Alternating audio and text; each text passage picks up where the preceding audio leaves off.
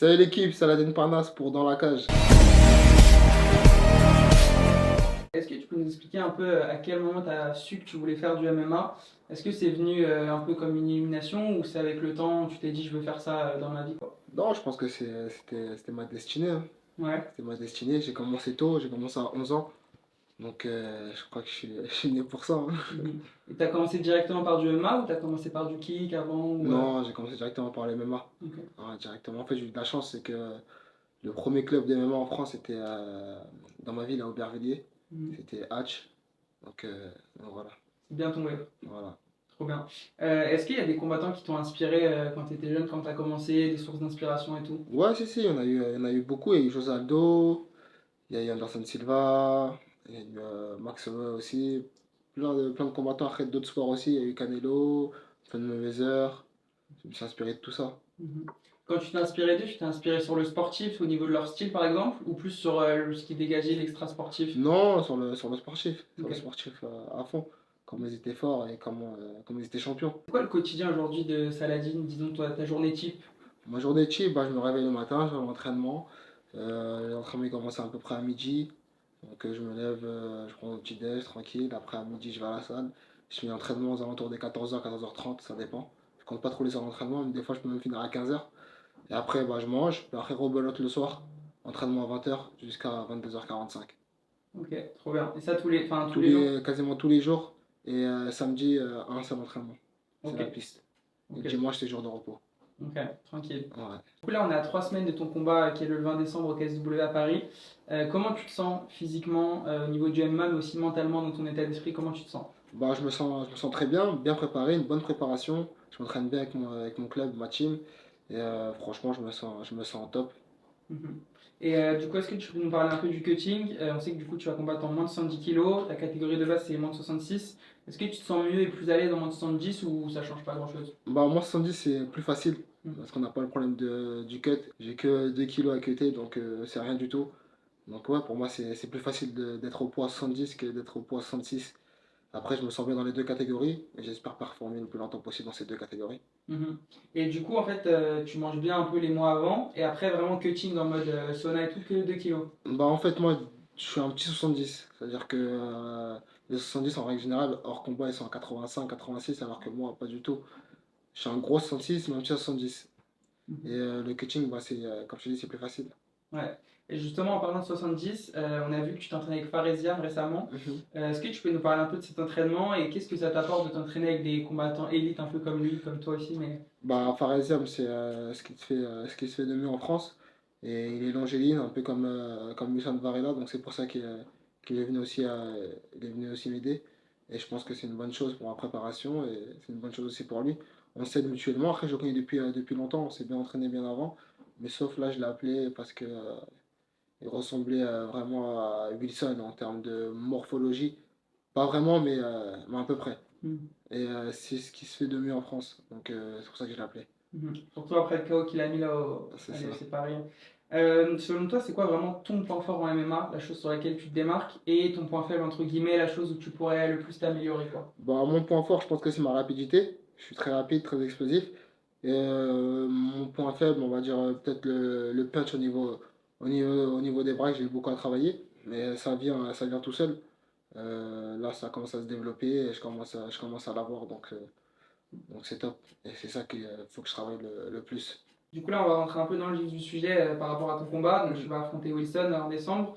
On sait que vous êtes des connaissances, que vous avez déjà sparé ensemble. Est-ce que ça change quelque chose et est-ce qu'on aborde le combat différemment par rapport à ça ou tu t'en Ça fiches? change un peu parce qu'ils me connaissent un petit peu, mais pas vraiment parce que c'est compliqué. Après, j'ai pas fait vraiment de sparring très dur avec lui. Parce qu'à chaque fois que je venais, bah, j'enchaînais les gars chez eux. J'ai enchaîné au moins 7 ou 8 gars. Et après, j'enchaînais Wilson. Donc c'était différent. Je n'ai pas commencé directement à faire un sparring directement avec lui.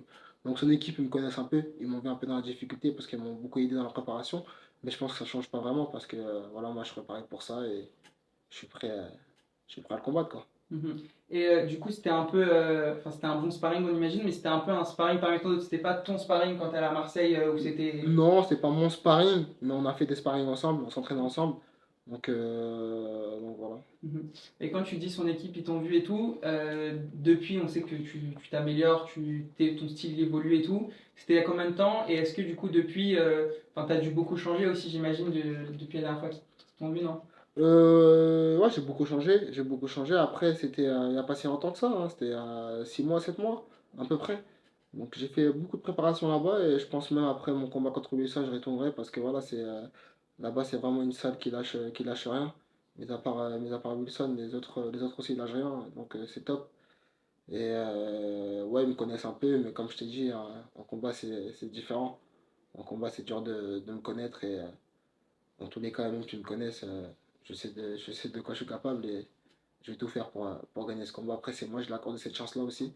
Je lui ai accordé cette chance-là à un Français et c'était Wilson. Donc voilà. Mhm, trop bien. Et est-ce que tu penses, je sais que tu as affronté quand même beaucoup de monde et tout, est-ce que c'est le meilleur adversaire que tu aies jamais affronté ou pas? Non, je pense pas que c'est le meilleur adversaire. J'ai affronté des mecs plus tenaces que lui, plus costauds. J'ai affronté par exemple Bartos qui était beaucoup plus lourd, qui était un challenge beaucoup plus grand, qui était à 77 kilos. Et j'ai réussi à causer beaucoup de dégâts.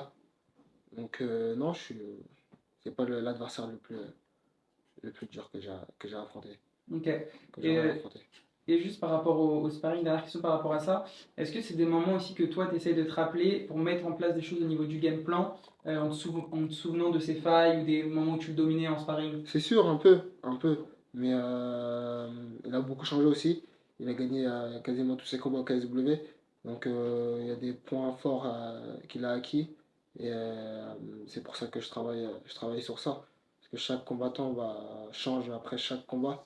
Et je pense qu'il a beaucoup changé depuis la dernière fois qu'on s'est vu. Donc moi, je travaille sur tous ses points forts et points faibles. Ok, trop bien. Et j'entends enfin, des fois des gens dire que le point fort de Wilson et là où il pourrait peut-être te dominer, c'est en striking. On sait que toi, tu as une des meilleures boxes anglaises du game et tout. Qu'est-ce que tu en penses de ça? Non, je pense que c'est bien. Ça a été un bon échange, ça a été électrique, je pense. Parce qu'il a un beau striking et j'ai un beau striking. Après, comme je l'ai dit, ça reste du MMA, donc faut pas oublier que voilà, c'est du MMA. Donc moi, je suis prêt dans tous les partiments, on va dire. Et je suis prêt à faire du sol comme du striking. Je suis prêt à dominer mon adversaire dans tous les domaines. Selon toi, c'est quoi le compartiment du MMA où il y a le plus grand écart de niveau entre toi et Wilson? Je dirais plus le sol. Après, je pense qu'il l'a beaucoup travaillé.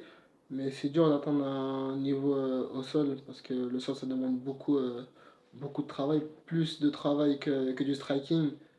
Voilà, le sol c'est plus compliqué que debout. Mais comme je t'ai dit, ça reste du MMA. Le MMA, tout peut arriver. Et il y a des Golden Points aussi, donc tout change. Tu préférais pardon, le dominer sur 5 rounds et montrer que tu es vraiment au-dessus de lui, que tu le domines, ou plutôt l'éteindre directement au premier round? Bah, je préfère gagner mon combat le plus rapidement possible, c'est le plus important, hein. Mhm. Rentrer sans dégâts. C'est-à-dire si je peux gagner au premier round, bah, je vais chercher la victoire, quoi. Est-ce que tu peux nous parler un peu de ton équipe qui t'accompagne pendant tes combats, nous parler un peu de chacun, qu'est-ce que chacun t'apporte et tout? Bah, mon équipe, c'est à peu près comme ma famille. Je les connais depuis que je suis petit. Boris Johnson, Parmo Templier, et mon coach Stéphane Hatch.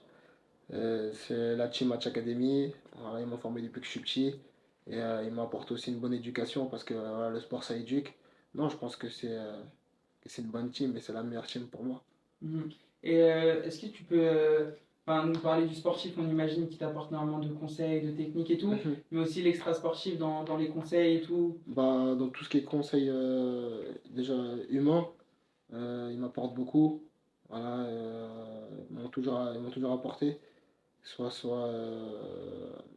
en termes de connaissances, bonne connaissance quoi, en dehors du sport et dans le sport. Comment tu gères le stress et l'adrénaline pendant le combat et même juste avant le combat? Comment tu fais pour gérer ça? Bah maintenant je fais ça depuis que je suis petit donc je le prends normalement, c'est un bon stress, c'est un stress positif qui me donne envie de tout exploser. Voilà, là on va dire que c'est mon jour de briller, voilà, c'est moi donc voilà, je le prends positivement. Mhm. Et même quand il y a des énormes échéances comme là à Paris, devant tout le public, devant un Marseillais, enfin, ça va être un énorme événement à la Défense et tout, la pression, ça va, t'es Non, la ok. pression ça va, bah, ça va, je Ouais. fais ça depuis que je suis petit, j'ai combattu en Ouais. Chine, j'ai combattu à peu près partout, hein. Je combats en Pologne depuis longtemps, donc non, je suis habitué à tout ça. Je suis Mhm. habitué à tout ça, donc pour moi c'est normal.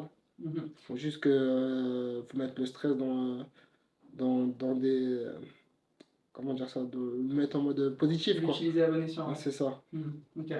On va parler du coup un peu après ce combat. Qu'est-ce que toi tu voudrais faire au KSW? Est-ce que tu aimerais tenter à nouveau la welterweight? Tu as vu que tu l'avais bien amoché, que c'était très serré. Mhm. Est-ce que tu as envie de retenter ça? Bah, tout dépend de ma team. Tout dépend de ma team. Moi, j'ai jamais refusé un combat de ma vie, donc je suis prêt à tout, hein. Je suis prêt à tout et pour l'instant, je suis bien en KSW. Et il me reste encore 2 ans à faire, même moins que 2 ans. Donc après, on verra la suite. Mhm. Et juste sur une dernière question par rapport à Bartos, vu que tu as déjà fait le combat face à lui, imagine tu as vu un peu les choses que tu aurais peut-être pu mieux faire ou ses failles et tout. Tu penses que ce serait vraiment différent sur un autre combat? C'est sûr que ce sera différent. Tu sais, quand tu connais l'adversaire, c'est toujours différent. Là, on se connaît, on a fait 5 rounds, donc c'est sûr que le combat va être différent. La boxe anglaise, est-ce que pour toi c'est une option envisageable et contre qui? Est-ce que tu as un combat de rêve en anglaise? C'est sûr que c'est une option envisageable parce que je pense que j'ai une bonne boxe anglaise et j'ai un bon striking debout. Donc non, c'est envisageable. Et, on est en train de voir avec la team et le KSW pour un combat. On est en plein de négociations. Et pour l'instant, je reste vraiment focus sur Wilson, puis après on verra la suite, hein. Mhm. On verra la suite. Mais c'est quelque chose que tu as dans un coin de ta C'est tête. sûr, ouais, c'est sûr. Juste est-ce que par hasard tu aurais un petit nom de quelqu'un ou Pour pas? l'instant, j'ai pas de nom. Non, j'ai pas de nom. Beaucoup de fans parfois qui sont frustrés de ne pas te voir à l'UFC, c'est un Mhm. petit sujet et tout, car ils savent en fait que tu fais partie des 3 meilleurs combattants français. Du coup, ils aimeraient te voir face à par exemple Diego Lopez, Volkanovski, Max Holloway et tout.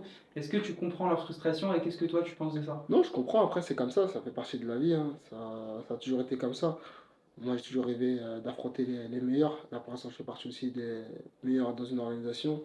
Moi, le but, c'est d'affronter les meilleurs dans chaque organisation, que ce soit au KSW, au Bellator, au PFL, à l'UFC, au One Championship. Bah, le but, c'est d'affronter les meilleurs, hein. Il y a un autre Français qui combattra du coup 10 jours avant toi, c'est Cyril Gann Bougamin. Est-ce que tu as un pronostic pour son combat face à Volkov qui arrive très bientôt? Bah, comme il l'a fait auparavant, hein, Cyril gagne à fond. Non, je pense qu'il va gagner ce combat. En plus, ils ont déjà combattu.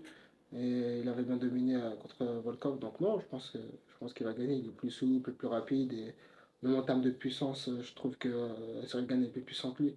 Donc non, Cyril Gane, sans hésiter. À Ok. fond. KO, décision? Je pense quand même décision. Après, il peut finir sur un KO, hein. Sur un KO, ça dépend le combat. Il a combien de rounds? 5 rounds si c'est un main event? Non, c'est 3 rounds. C'est 3 rounds? Ouais. Donc non, je pense que. Je sais pas, ça dépend. Soit décision ou ça KO. Soit KO. Ok. Après, j'aurais kiffé de le voir mettre un KO sur Volkov. Mhm. Tu seras là-bas au combat ou non? Ce sera où le combat? C'est- déjà vu, non?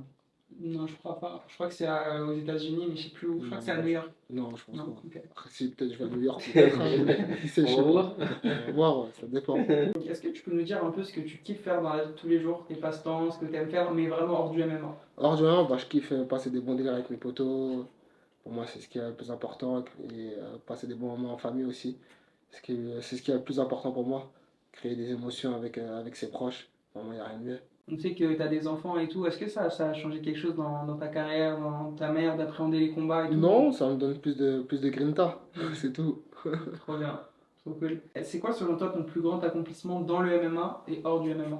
Bah, mon plus grand accomplissement, c'est d'être double champ et de sécuriser ces 2 ceintures pour l'instant. J'ai plein de choses encore à faire, hein, j'ai que 26 ans, donc j'ai pas d'accomplissement encore à faire. Là, je suis qu'au début, Mais c'est vrai que en fait, tu fais partie des combattants qui ont commencé très jeunes, c'est ça. comme par exemple Max Holloway, Oliveira, et du coup on s'imagine que vous avez 30, 32 ans, mais pas C'est du tout ça. en fait, vous êtes On est jeune au encore. milieu, là t'es en milieu de carrière en vrai. C'est ça, je suis au tout début. Ouais, Au tout début. Il y en a, ils rentrent à l'UFC, ils ont 33 ans, 34 ans, il y en a, ça dépend, hein. Tu vois, exactement. donc moi, j'ai tout mon temps encore, j'ai 26 ans et pour l'instant, je suis au top et j'espère que ça va durer comme ça et j'espère aussi performer le plus longtemps possible. Mhm. Donc en vrai, t'as le temps de faire plein d'autres trucs C'est aussi, ça. en anglais ou ailleurs quoi. Est-ce que toi, t'estimes avoir réalisé ton rêve d'enfant? Parce qu'il y a une vidéo de toi qui tournait, je sais pas si tu vois de quoi je parle, quand t'avais 15 ans. Elle avait beaucoup tourné sur le réseau et tout, et on voyait déjà à cette époque que t'étais déterminé, t'avais beaucoup de rêves. Est-ce que là, à 26, donc 11 ans après, est-ce que ces rêves ils sont réalisés ou pas? Non, pas encore. Non, pas encore. Pas encore. Comme je t'ai dit, j'ai que 26 ans, donc non, j'ai encore beaucoup de taf à faire. Et c'est ça qui maintient la motivation? C'est ça qui me donne la grinta tout le temps. Hmm. C'est quoi le but final en gros? Enfin, à quel moment tu te diras, vas-y, c'est bon, j'ai réussi quoi? Bah, pour l'instant, je sais pas, mais je pense quand je serai le meilleur combattant. Hmm. C'est ça c'est pas d'avoir l'argent ou c'est vraiment d'être le meilleur. Ouais, c'est vraiment d'être le meilleur, hein. Après, si Mhm. les deux ça va avec, c'est lourd aussi, hein. De ouf.